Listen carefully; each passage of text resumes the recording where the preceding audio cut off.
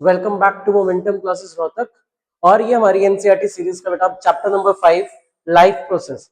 जैसे कि हम सबको पता है, हमने पिछली वीडियो में हमारा केमिस्ट्री का पूरा सिलेबस कंप्लीट कर दिया था।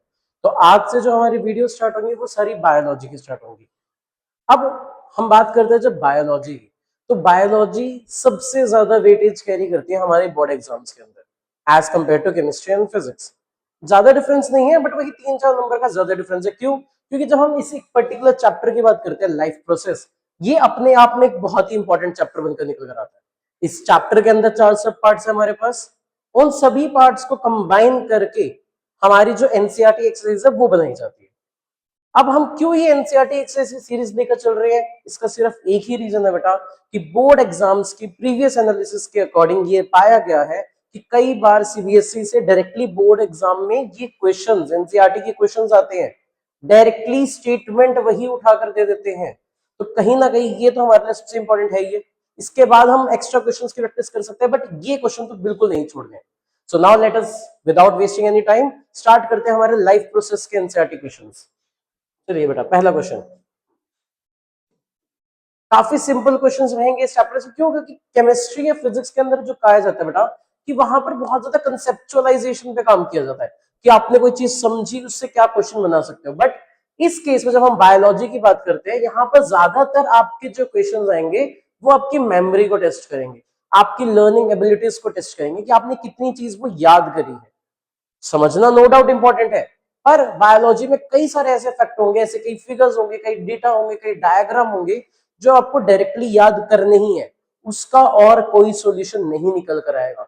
जैसे केमिस्ट्री में तो हमने कंसेप्ट समझ लिया, अच्छा रिडक्शन है, रिडॉक्स है, क्या कर रहे हैं, बट इस केस में ऐसा हमारे लिए पॉसिबल नहीं है। बहुत सारी चीजें ऐसी हैं जो आपको डायरेक्टली याद करनी होगी, और ये कहीं ना कहीं ईजी हो जाता है कि आपने जो याद किया डायरेक्टली पेपर में वही उठ कर आएगा। तो देखते हैं सबसे पहले question, kidneys in human beings are a part of. अब जैसे कि मैंने आपको बताया कि हमारा ये जो चैप्टर है लाइफ प्रोसेस, ये 4 सब पार्ट्स का बना है, जिसमें सबसे पहले जब हम बात करते हैं, हम किसकी बात करते हैं? न्यूट्रिशन की, यानी कि डाइजेशन वाला टॉपिक हमारा। उसके बाद रेस्पिरेशन, देन उसके बाद जब हम बात करते हैं उसमें हम बात करेंगे सर्कुलेशन की, कि कैसे हमारी बॉडी के अंदर वो सर्कुलेट हो रहा है। और लास्ट हम बात करते हैं किसकी बेटा? एक्सक्रीशन की। अब इन सभी के अंदर कुछ की ऑर्गन्स है, इंपॉर्टेंट ऑर्गन्स है। जैसे कि अगर मैं न्यूट्रिशन की बात करता हूं, ज्यादातर बात किसकी? Stomach, intestine, liver and pancreas, ऐसे ऑर्गन्स की बात करेंगे। रेस्पिरेशन के अंदर आप जब बात करोगे, you will majorly deal with the topic of lungs. Lungs क्या है, किससे मिलकर बनते हैं। सर्कुलेशन की जब हम बात करते हैं तो एक बहुत ही important topic which is the heart, हमारे दिल के बारे में बात। देखिए कितना प्यारी चीज है, दिल के बारे में बात करते हैं। उसके बाद आता है एक्सक्रीशन, यानी कि जब वेस्ट प्रोडक्ट को रिमूव करना होता है, उसमें जब आप बात करेंगे, उसमें मेजरली कौन से ऑर्गन की बात होती है? किडनी के बारे में बात होती है। तो ये कुछ ऑर्गन्स और उनके स्पेसिफिक सिस्टम है। अब यहाँ देखिए, किडनी ह्यूमन जो बॉडी है उसमें कौन सा प्रोसेस करता है? क्या किडनी का रोल न्यूट्रिशन से है? Answer is no. आप देख सकते हैं, न्यूट्रिशन स्टमक, इंटेस्टाइन, लिवर। उसके बाद रेस्पिरेशन, रेस्पिरेशन में हमारे पास क्या है? लंग्स है। Then we have excretion, excretion में किडनीज। यस, तो यहां से बहुत ही डायरेक्ट आंसर निकल कर आता है हमारे पास कि किडनीज कौन सा रोल प्ले करते हैं। Kidneys play important role in the excretion. और एक्सक्रीशन क्या होता है, यहां से ये भी सर्च करते चलते हैं। Excretion is removal of waste products from our body, हमारी बॉडी से वेस्ट प्रोडक्ट का बाहर निकलना। याद होगा कुछ चीजें आपको याद रखनी चैप्टर में, किडनी, किडनी की जो बेसिक यूनिट होती है, फंक्शनल यूनिट, वो कौन सी होती है? नेफ्रॉन। लेकिन नेफ्रॉन के अंदर वो बोमन्स कैप्सूल, ग्लोमेरुलस, याद आ रहा होगा वो रिकैप सारा फ्लैशबैक चैप्टर का जब आपने पढ़ा था। यस, सो कहीं ना कहीं किडनीज हमारे कौन से सिस्टम में है? एक्सक्रीशन के अंदर। कहा था ना कि सीधे सीधे क्वेश्चन आएंगे, डायरेक्ट क्वेश्चन है हमारे पास। चलिए बेटा next question, the xylem in plants are responsible for. जब हमने बात की ट्रांसपोर्टेशन की या सर्कुलेशन की, उस केस में सिर्फ एनिमल्स की बात नहीं होती। जो हमने अभी ऑर्गन्स लिखे थे वो एनिमल्स के लिए थे, बट एनिमल्स के साथ साथ प्लांट्स का भी केस है। प्लांट में 2 चीजों का ट्रांसपोर्टेशन होता है बेटा। One is the transportation of water and minerals, and second transportation is of the food. Water और मिनरल्स को ट्रांसपोर्ट करने के लिए क्या होते हैं? Yes, xylem. एंड फूड को ट्रांसपोर्ट करने के लिए, जैसे कि एफ फूड, फ्लोएम, फ साउंड से याद कर सकते हैं, एफ फ साउंड से आ रहा है फूड, फ साउंड से आ रहा है हमारे पास फ्लोएम। तो xylem for water and minerals, food is transported by phloem. Question में किसका पूछा गया? जाइलम का। जाइलम किसका करता है? Transport of water. Again a very basic, very straight forward question, जिसको आप देखते ही टिक कर सकते हो। ऐसे क्वेश्चन के अंदर एक चीज क्या करो, इनसे तो डरना ही नहीं है। आओ क्वेश्चन को टिक करो और इन्हें क्वेश्चन को भगाओ। चलिए नेक्स्ट क्वेश्चन की तरफ। The autotrophic mode of nutrition requires. अब यहां पर हमारे पास एक वर्ड आता है जो हम बचपन से बहुत ज्यादा क्लासेस में सुन के आते हैं, ऑटोट्रॉफिक, जिसके अंदर ऑटो मीन्स सेल्फ। ऑटो का मतलब क्या होता है? Self. And trophic stands for the mode of nutrition, कि किस तरीके से वो ऑर्गेनिज्म अपना फूड इनटेक करता है। तो जब हम बात करते हैं बेटा मोड ऑफ न्यूट्रिशन की, तो दो मेजर मोड ऑफ न्यूट्रिशन, एक बार हम छोटा सा रिकैप करते हैं, autotrophic and heterotrophic. Auto means self, जो अपना खाना खुद बनाते हैं। तो भाई वो तो हम भी करते हैं, हम किचन में जाते हैं, कुछ मटेरियल्स का यूज करते हैं और अपना खाना खुद बना लेते हैं। तो क्या हम भी ऑटोट्रॉफिक हुए? द आंसर इज नो, हम ऑटोट्रॉफिक के अंदर नहीं आते। रीजन, हम सिर्फ कर क्या रहे हैं, एक पर्टिकुलर फॉर्म है हमारे पास फूड की, उसको दूसरे फॉर्म में सिर्फ क्या कर रहे हैं, कन्वर्ट कर रहे हैं। वेयर एज जो हमारे ग्रीन प्लांट्स या कुछ बैक्टीरियाज होते हैं, कुछ एल्गीज होती हैं, एल्गीज सारी होती हैं, वो क्या करती हैं, वो इनऑर्गेनिक सब्सटेंसेस, इनऑर्गेनिक, इनऑर्गेनिक का मतलब जो हमें डायरेक्टली नेचर से मिल रहे, जैसे कि such as sunlight, air, water या अदर न्यूट्रिएंट्स, जो कि सारे के सारे इनऑर्गेनिक है, उनका यूज करके उससे क्या बना दे, हमें एक ऑर्गेनिक फूड बना दे। ऑर्गेनिक फूड के अंदर आप सबसे पहले कॉमन एग्जांपल लेते हो बेटा किसका? ग्लूकोज का, जो क्या कर दे, इनऑर्गेनिक सब्सटेंसेस को ऑर्गेनिक सब्सटेंसेस में कन्वर्ट कर दे। ऐसा मोड ऑफ न्यूट्रिशन क्या कहलाता है? हमारा ऑटोट्रॉफिक मोड ऑफ न्यूट्रिशन। अब इसके लिए क्या क्या चाहिए प्लांट्स को, जरा देखते हैं। क्या हमारे प्लांट्स को कार्बन डाइऑक्साइड और वाटर चाहिए? बिल्कुल हाँ चाहिए सर।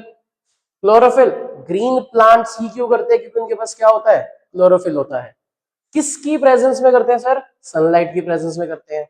तो उन्हें carbon dioxide, water, sunlight, chlorophyll सब चाहिए। So the answer is D, all of the above, कि इन सभी चीजों की प्रेजेंस में प्लांट्स अपना क्या बनाते हैं? फूड बनाते हैं। और उस प्रोसेस को क्या बोलते हैं?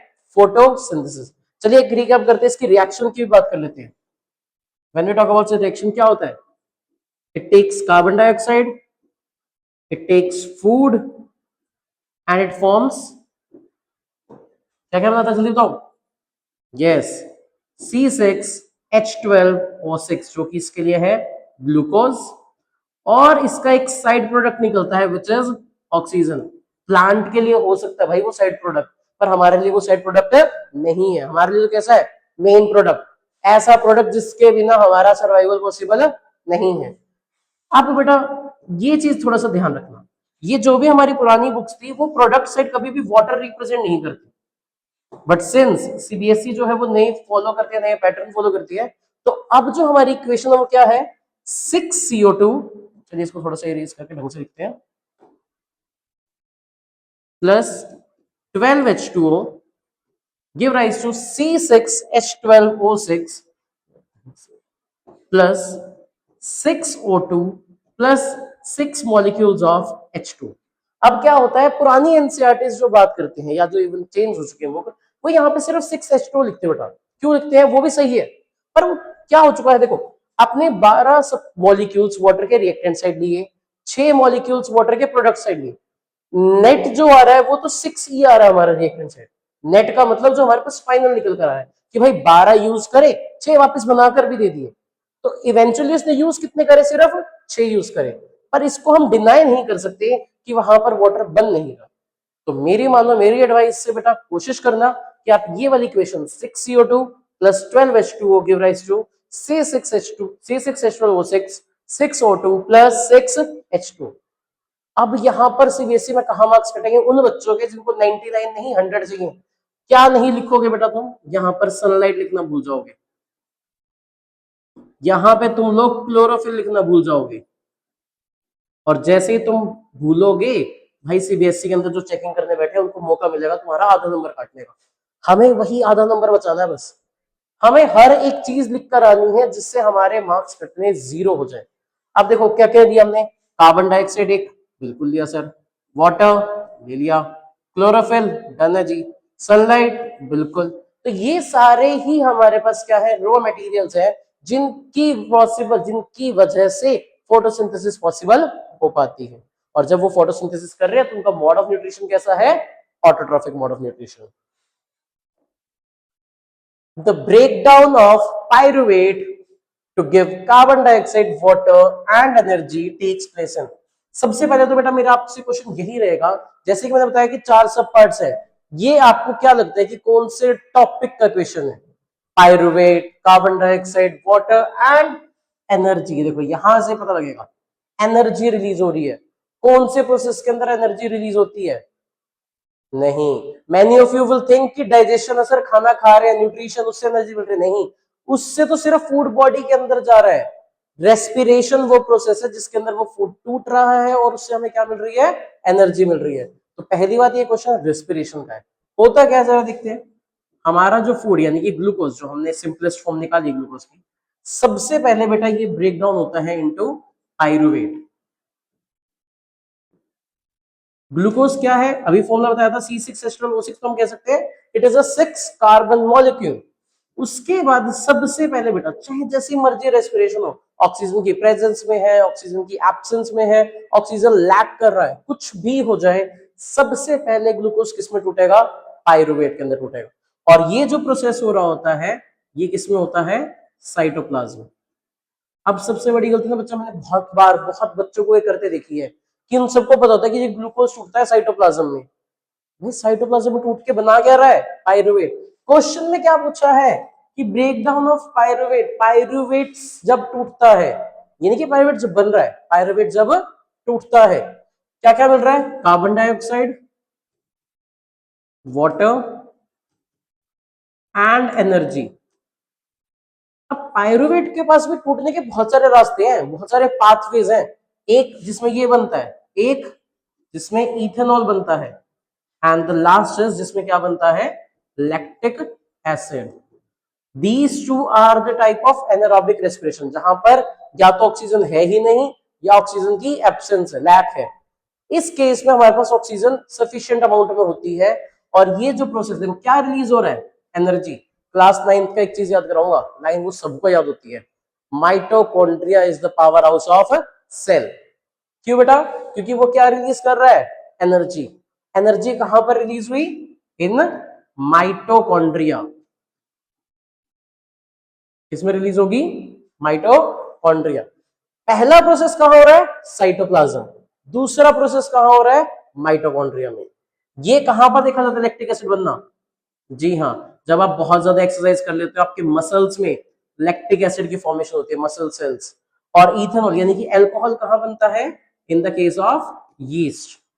तो ये जरूर याद रखना बेटा, ये जो फ्लो चार्ट है हमारा, कि सबसे पहले ग्लूकोज ब्रेक डाउन होगा पायरुवेट के अंदर, उसके बाद डिपेंडिंग अपॉन की कितनी ऑक्सीजन अवेलेबल है उस पर डिपेंड करेगा कि हमारा फाइनल प्रोडक्ट क्या बनेगा। तो यहाँ पर क्वेश्चन देखो कि ब्रेकडाउन ऑफ पायरुवेट कहां हो रहा है, भाई अब तो देखने की जरूरत नहीं है, आंसर इज माइटोकॉन्ड्रिया। इसकी ट्रिक से आप यही याद कर सकते हो कि एनर्जी जहां निकलती है वो कौन सा ऑर्गेनेली होती है, हमारी माइटोकॉन्ड्रिया। देखो बेटा इसके ऊपर ये फ्लो चार्ट जरूर याद रखेंगे हम सभी। How are fats digested in our body. अब ऐसे क्वेश्चन ना बेटा बहुत ज्यादा इंपॉर्टेंट होने वाले हैं कि फैट कैसे डाइजेस्ट हो रहा है, प्रोटीन कैसे डाइजेस्ट हो रहा है, सर जो हमारी नॉर्मल शुगर है वो कैसे डाइजेस्ट हो रही है। तो उन सभी की हम डिस्कशन करेंगे वन बाय वन, जिसमें सबसे पहले हमारे पास आता है हाउ आर फैट्स डाइजेस्टेड, कि भाई फैट कैसे डाइजेस्ट होते हैं। सबसे पहली बात, जब भी आप डाइजेशन ऑफ फैट्स की बात करते हो, हम जब खाना खाते हैं तो हमारे खाने के अंदर कोई भी आप फूड इंग्रेडिएंट, मान लो चपाती की बात करते हैं, भाई चपाती के अंदर बहुत सारी चीज होते हैं, वो कार्बोहाइड्रेट्स भी होंगे, फैट्स भी होगा, कुछ अमाउंट में विटामिन मिनरल्स भी होंगे। तो वो फैट कैसे डाइजेस्ट होगा, हम जब खाना खाएंगे through our mouth it will reach the esophagus, एक बार बस वो डाइजेस्टिव सिस्टम वाला डायग्राम अपने माइंड में इमेजिन करो। खाना खाया मुंह से, माउथ से गया ईसोफेगस, ईसोफेगस से स्टमक, स्टमक के बाद कहां पर, स्मॉल इंटेस्टाइन। तो सबसे पहले जब हम बात करते हैं कि फैट्स कहां पहुंच गए, स्मॉल इंटेस्टाइन में। जैसे ही बेटा ये स्मॉल इंटेस्टाइन में पहुंचे, क्या हुआ, यहां पर आई कुछ सिक्रीशन। स्मॉल इंटेस्टाइन में अपनी सिक्रीशन कौन रिलीज करता है, एक हमारे पैनक्रियास करते हैं और दूसरा हमारा लीवर करता है। तो लीवर एक सब्सटेंस सिक्रीट करता है बेटा, जिसको हम बोलते हैं बाइल जूस। क्या सिक्रीट कर रहा है, बाइल जूस। बाइल जूस के अंदर क्या होता है, इट कंटेन्स एंजाइम्स। क्या होता है इसके पास, एंजाइम्स, जो कि सबसे पहले क्या करेंगे, emulsification of fats. Emulsification of fats. Emulsification कौन कर रहा है, बाइल जूस। तो सबसे पहले स्मॉल इंटेस्टाइन में जाते ही बाइल जूस ने क्या करा, emulsification. Now the question sir what is emulsification. Emulsification के लिए एक सिंपल सा वर्ड याद कर लो बेटा, ब्रेक डाउन। किसका break down, of large globules of fat, large globules of fats. कि जो हम खाना खाते हैं, फैट के इतने बड़े बड़े टुकड़े होते हैं हमारी बॉडी के अंदर, उनको भाई सीधा तो आप डाइजेस्ट नहीं कर सकते ना, कोई भी चीज है उसको छोटे छोटे पार्ट्स में तोड़ोगे, तो बस हमारा बाइल जूस वही काम कर रहा है। जितने बड़े पीसेस थे हमारे पास फैट्स के, उसको छोटे छोटे पार्ट्स में क्या कर दिया, डिवाइड कर दिया। तो इसको हमने नाम क्या दिया बेटा, इमल्सिफिकेशन ऑफ फैट्स। अब इसके बाद क्या होगा इस केस में, भाई छोटे टुकड़ों में तो हो गया, क्या भी डाइजेस्ट हो गया, नो। इसी के साथ साथ स्मॉल इंटेस्टाइन में एक और सिक्रीशन आती है, that secretion is from the pancreatic juice. क्या रिलीज हो रहा है इसके अंदर, पैनक्रिएटिक जूस, जो कि क्या करेगा, ये जो छोटे छोटे टुकड़े थे इनको और फर्दर ब्रेक डाउन करेगा। पर क्या पूरा पैनक्रिएटिक जूस करता है, the answer is no. Pancreatic juice के अंदर बेटा एक एंजाइम होता है, that enzyme is known as lipase. कौन सा एंजाइम हमारे पास, लाइपेज। अब लाइपेज क्या कर रहा है, वो जो स्मॉलर पीसेस थे फैट के, इनको और छोटे पार्ट्स में क्या कर दिया, डिवाइड कर दिया। अब स्मॉल इंटेस्टाइन के पास क्या पहुंचे हैं, बहुत ही स्मॉलर क्वांटिटी में फैट मॉलिक्यूल्स। अब स्मॉल इंटेस्टाइन खुद का क्या रिलीज करता है, एक इंटेस्टाइनल जूस। क्या रिलीज करता है ये, इंटेस्टाइनल जूस, जिसका काम क्या होता है, फैट्स की कंप्लीट डाइजेशन कर देना into fatty acid plus glycerol. Now the intestinal juice will divide the smaller pieces of fat into fatty acid and glycerol। एक काम करते हैं, जल्दी से हम पूरा एक बार स्टडी कर लेते हैं हुआ क्या। भाई हमारी बॉडी में फैट्स थे, सबसे पहले हमारे बाइल जूस ने कर दी इमल्सिफिकेशन ऑफ फैट्स, यानी कि फैट्स के बड़े बड़े टुकड़ों को छोटे छोटे टुकड़ों में डिवाइड कर दिया, पर अभी भी बहुत ज्यादा छोटे नहीं थे। तो इसीलिए इमल्सिफाइड फैट के ऊपर किसने एक्ट किया, pancreatic juice.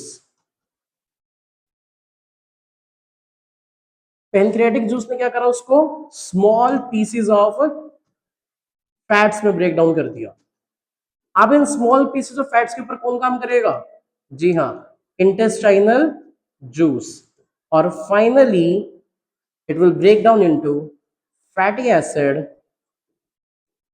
plus glycerol, fatty acid plus glycerol। So this is the complete digestion of the fats in our body। अब यहां से अगर मैं एक और क्वेश्चन पूछ लेता हूं आपसे, चलिए देखते कौन सा बच्चा ध्यान जाएगा। Where does the final digestion of fats take place? बताइए जल्दी से, एक नंबर में क्वेश्चन आता है ये, Where does the final digestion of fats take place? इस पूरे फ्लो चार्ट से देख के क्या दे सकते हो, सबसे पहले फैट्स, पैनक्रियाज, लीवर, लीवर में बाइल जूस, इमल्सिफिकेशन, पैनक्रियाज ने उसको स्मॉल पीसेस में, एंड फाइनली इंटेस्टाइनल जूस ने उसको फैटी एसिड और ग्लिसरॉल में। So this the answer to this particular question will be small intestine. And in fact एक बात और यहां पे याद कर लो बेटा, ट्रिक है, याद रखेंगे कि किसी भी चीज में अगर ये वर्ड आ जाएगा ना आपके पास, फाइनल, किसी भी चीज की हमारी बॉडी के अंदर फाइनल डाइजेशन कहाँ होती है, आप एक ही आंसर देंगे, the answer would be small intestine. उसके बाद लार्ज इंटेस्टाइन में जाके सिर्फ एब्जॉर्प्शन हो रही है वाटर की। खाने का जो मैक्सिमम डाइजेशन, कंप्लीट डाइजेशन है, वो कौन से ऑर्गन में हो जाता है, हमारे स्मॉल इंटेस्टाइन के अंदर। So this is the complete digestion of fats. Next question. What is the role of saliva in the digestion of food? अब कई बच्चे यहाँ पे क्या गलती करते हैं, वो क्वेश्चन पढ़ते हैं what is the role of saliva. भाई सलाइवा के तुम सोचोगे सर वो फूड को सॉफ्ट कर देता है, वो मिक्स कर देता है, स्वेलो करने में आसान होता है, पर बेटा उससे हमारे डाइजेशन पे कोई असर नहीं पड़ रहा। नो डाउट निगलने में आसानी हो रही है, पर अंदर जाके वो डाइजेशन यानी कि टूटने में तो हेल्प नहीं कर रहा। हमें यहाँ पर रोल बताना है इसका सिर्फ और सिर्फ किसमें, डाइजेशन में। तो इसका आंसर आप बहुत ही बेसिक तरीके से लिख सकते हैं कि सलाइवा के पास, saliva contains salivary amylase. Saliva के पास क्या होता है, सलाइवरी अमाइलेज। कोशिश करना ये जो लास्ट में एएससी वाले वर्ड्स होते हैं ना, these are nothing but these are the enzymes. जैसे हमने केमिस्ट्री में कैटलिस्ट वर्ड का था ना, ये एंजाइम्स होते हैं बायो कैटलिस्ट, किसी भी प्रोसेस में होने में हेल्प कराते हैं। अब क्या हुआ यहाँ पर, सलाइवा के पास था सलाइवरी अमाइलेज। अमाइलेज वर्ड जब भी है ना बेटा याद रखना, it is something related to sugar, कि शुगर की ब्रेकडाउन। अब जब हम खाना खाते हैं तो हमारे खाने के अंदर होती है कॉम्प्लेक्स शुगर, यानी कि बड़े बड़े पीसेस होते हैं शुगर के, बहुत बड़े लार्ज मॉलिक्यूल्स होते हैं शुगर के, जो हमारी बॉडी में जाएंगे तो हमारे लिए हार्मफुल क्रिया करेंगे। तो सबसे पहले सलाइवरी अमाइलेज यानी कि जो हमारा सलाइवा है, it will convert the complex sugar, जो कि हमारे फूड में क्या होती है, स्टार्च। तो कॉम्प्लेक्स शुगर जो कि स्टार्च है हमारी बॉडी के अंदर, इसको सिंपलर शुगर में क्या कर देगा, कन्वर्ट करेगा। सिंपलर है, सिंपलेस्ट नहीं है। हमारे लिए जो सिंपलेस्ट शुगर होती है वो होती है ग्लूकोज, और हमने क्या लिखा है अभी, सिंपलर। और ये किस में कन्वर्ट करता है, to be precise the sugar is maltose. कौन सी शुगर है हमारे पास, माल्टोज। तो क्या किया सलाइवा ने, saliva contain salivary amylase which converts the complex sugar into simpler sugar. Starch is the complex sugar, maltose is a simpler form of the sugar. Ultimately इसको glucose तक ही पहुंचना है, पर सबसे पहले माउथ के अंदर ही। अब सलाइवा जो होता है इसको प्रोड्यूस कौन करता है, it is produced by the salivary glands. ये होता कहां है, it is present beneath the टंग, यानी कि टंग के नीचे। हमारी टंग के नीचे सलाइवरी ग्लैंड्स होते हैं जो कि क्या रिलीज कर रहे हैं, सलाइवा। अब एक बात याद रखना, बायोलॉजी के जितने भी क्वेश्चन थे वो केमिस्ट्री फिजिक्स के टू द पॉइंट आंसर लिखता होगा, बढ़िया बात है। पर अगर यही क्वेश्चन 2 नंबर पर आ रहा है बेटा, सिर्फ ये देखो सिंपल कहानी नहीं लिखनी, थोड़ा सा एक्सपेंड कर दो आंसर को। कैसे कि सबसे पहले बताओ कि सलाइवा होता क्या है, it is a secretion released by the salivary glands which are present beneath the tongue. Now this saliva contains salivary amylase which converts the complex sugar into simpler sugar। और उसके बाद जरा ये छोटी सी एक रिएक्शन के फॉर्म में दिखा दोगे तो मैं कह रहा हूं बेटा, कोई चेकिंग वाला बैठा उसका दिल वैसे खुश हो जाएगा। क्यों भाई, एक पर्टिकुलर टाइम में नंबर ऑफ शीट्स चेक करेंगे। अब क्या करें हम, जल्दी काम भी करना है। एक बच्चे ने ये लिख दिया मेरे सामने, मुझे पता है किसको पता है, complex sugar, salivary amylase, simpler sugar, काम खत्म। अब वो क्या सोचेगा, अच्छा बेटा जो भी चीज लिखी है आसपास की वो हो सकती है, ठीक है, पर ऐसा करना नहीं है कि गलत लिखो, लिखना सही है, पर ये एक चीज हाईलाइट करके देनी है एग्जामिनर को कि लो भाई हमने ये लिखा है, इसका सार ये है, मोरल ऑफ द स्टोरी ये है हमारी। Moral of the story they आओगे तो उसके लिए कहानी पढ़ना और इंटरेस्टिंग हो जाएगा। तो बेटा ये चीज जरूर करना कि कॉम्प्लेक्स शुगर कौन सी है, स्टार्च, सिंपलर शुगर माल्टोज। यहीं से जैसे हमने पिछले क्वेश्चन में क्वेश्चन और बनाया था, यहां भी क्या क्वेश्चन बन सकता है, where does the digestion of food start, कि शुरुआत कहां हो रही है डाइजेशन की। जनरली हम डाइजेशन वर्ड सुनते हैं हमारे दिमाग में आता है स्टमक, पेट हमारा, भाई पेट में तो जा रहा सारा खाना, पर पेट में जाने से पहले ही माउथ में उसकी डाइजेशन स्टार्ट हो चुकी है। So the digestion of food starts in the mouth. Next question, What are the necessary conditions for autotrophic nutrition and what are its byproducts? अभी हमने शायद पिछले से पिछले क्वेश्चन में यही पढ़ा था। कौन कौन सी कंडीशन है, चलो आप तुम ही बता दो फटाफट से। अब आपको बस मैं यहाँ पे प्रेजेंटेशन का तरीका बता दो, बेटा करना कैसे प्रेजेंट। सबसे पहली चीज जो एग्जामिनर्स को पसंद होती है भाई, एक heading, the conditions required for autotrophic mode of nutrition are, ये सबसे पहली पसंद है भाई, हेडिंग बना दो। उसके बाद सेकंड पसंद पॉइंट्स। पैराग्राफ देखना पढ़ना सुनना किसी को पसंद नहीं है, पॉइंट्स बुलेटेड फॉर्म में जल्दी जल्दी काम चलेगा। सबसे पहले सबसे इंपॉर्टेंट चीज सनलाइट। सनलाइट को ट्रैप कौन करेगा? क्लोरोफिल। क्या सिर्फ सनलाइट से काम चल जाएगा? नो, चाहिए साथ में वाटर, वाटर के साथ में चाहिए हमें कार्बन डाइऑक्साइड। तो ये चारों चीजें सबसे इंपॉर्टेंट है for photosynthesis. Carbon dioxide, water in the presence of sunlight and chlorophyll. तो ये चारों है essential conditions for the autotrophic nutrition. इसके अलावा ये लिख दिया, उसके बाद लिखोगे द बाय प्रोडक्ट्स आर। मैंने आपको पहली रिएक्शन में बताया था कि कौन सा बाय प्रोडक्ट जो प्लांट के लिए बाय प्रोडक्ट है हमारे लिए बहुत इंपॉर्टेंट है, and that substance is oxygen gas. कौन सी गैस? ऑक्सीजन। सोचो प्लांट तो अपना खाना बनाकर ऑक्सीजन फेंक रहा है, और हम कितने लोअर लेवल पे होंगे स्पीशीज के कि प्लांट का जो एक्स्ट्रा प्रोडक्ट है, बाय प्रोडक्ट है, वो हमारे लिए सबसे इंपॉर्टेंट प्रोडक्ट बन जाता है। तो कभी अपने ऊपर घमंड होना भाई कि इंसान बहुत बड़ी चीज है, तो इस चीज को थोड़ा ध्यान रख लेना कि किसी का बाय प्रोडक्ट हमारे लिए सबसे एसेंशियल प्रोडक्ट बन जाता है। रिएक्शन फिर से एक बार लिख देते हैं।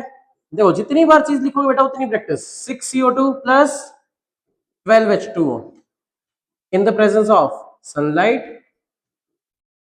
and chlorophyll. Yes, बार बार जो मैं वर्ड बोल रहा था इन द प्रेजेंस, इसीलिए इसको एरो के ऊपर लिख रहे हैं। ये हमारे raw materials, this is the presence. क्या बना रहा है? C6H12O6 plus 6 molecules of oxygen and 6 molecules of water. I hope so कि अब ऑटोट्रॉफिक के अंदर था क्या कि जो इनऑर्गेनिक को किसमें कन्वर्ट कर दे? ऑर्गेनिक के अंदर कन्वर्ट कर दे। What is the difference? Yeah, what are the differences between aerobic and anaerobic respiration? Aerobic और एनारोबिक, मैं तो सीधा कहता हूं बेटा डिफरेंस है ना, प्लीज कोशिश करना एक टेबल बनाओ और काम खत्म करो।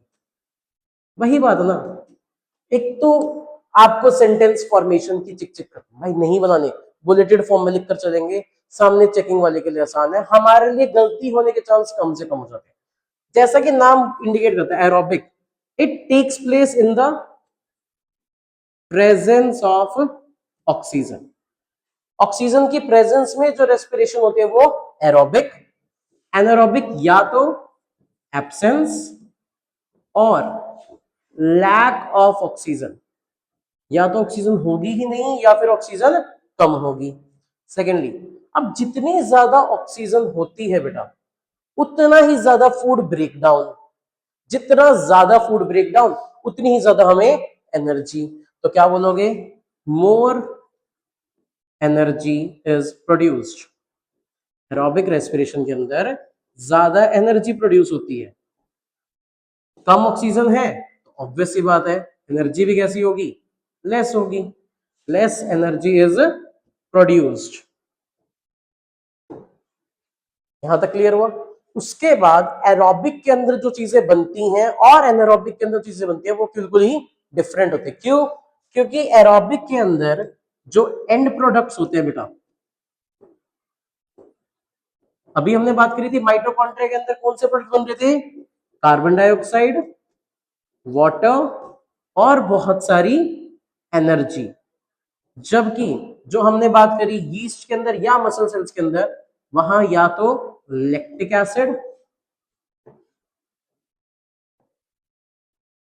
लैक्टिक एसिड या फिर ethanol and less energy, these are the end products. Aerobic के अंदर एंड प्रोडक्ट्स क्या है हमारे, कार्बन डाइऑक्साइड, वाटर और बहुत सारी एनर्जी। एनारोबिक के अंदर इथेनॉल, लैक्टिक एसिड और बहुत ही कम energy. So these are the differences between aerobic respiration and the anaerobic respiration. अब देखना, कोई हमने सेंटेंस फॉर्मेशन नहीं करी, कुछ नहीं करा, 3 points, that's it for us. अब इस क्वेश्चन में आगे और पूछा गया आपसे, तो ये गलती मत करना बेटा पेपर में। हम कई बार क्या करते हैं, बस फटाफट से डिफरेंस पूछा हुआ बता दिया, काम खत्म। नहीं सर, आगे भी एक क्वेश्चन पूछा हुआ है, name some organisms that use anaerobic mode of respiration. कि ऐसे कौन कौन से ऑर्गेनिज्म है बेटा, एक नाम तो ना, एक काम करना, आंख बंद करना, लिखना यीस्ट। क्लास 8th में 9th में हर जगह पढ़ते हैं यीस्ट का एक प्रोसेस फर्मेंटेशन, कि यीस्ट ऑक्सीजन की एब्सेंस में अपनी रेस्पिरेशन करता है और उस प्रोसेस को भी बोलते हैं फर्मेंटेशन। तो yeast is the organism which adopts anaerobic respiration. इसके अलावा सम काइंड्स ऑफ फंजाई, कुछ ऐसी फंजाई होती है बेटा विच रेस्पायर्स एनारोबिकली। इसके अलावा there are some kinds of bacteria, कुछ ऐसे बैक्टीरियाज भी हैं बेटा जो कि कैसे रेस्पायर करते हैं, anaerobically. So these are few of the organisms which have anaerobic respiration. अच्छा, एरोबिक रेस्पिरेशन के लिए कुछ ना कुछ ऑर्गेनिज्म बताओ भाई, सीधी बात है सर, कैसा क्वेश्चन पूछ रहे हो। हम एरोबिक रेस्पिरेशन करते हैं, एनिमल्स जितने भी हमारे आपसे, वो कैसे कर रहे हैं, एरोबिक कर रहे हैं। अब जब कुछ टाइप के फंजाई और बैक्टीरिया अगर एनारोबिक कर रहे हैं, तो कुछ और टाइप के भी तो ऐसे होंगे ना जो एरोबिक करेंगे, तो उसमें भी दिखाना, some types of fungi and some types of bacteria. So I hope कि ये क्वेश्चन अब क्लियर होगा कि क्या डिफरेंस होता है between aerobic and the anaerobic respiration.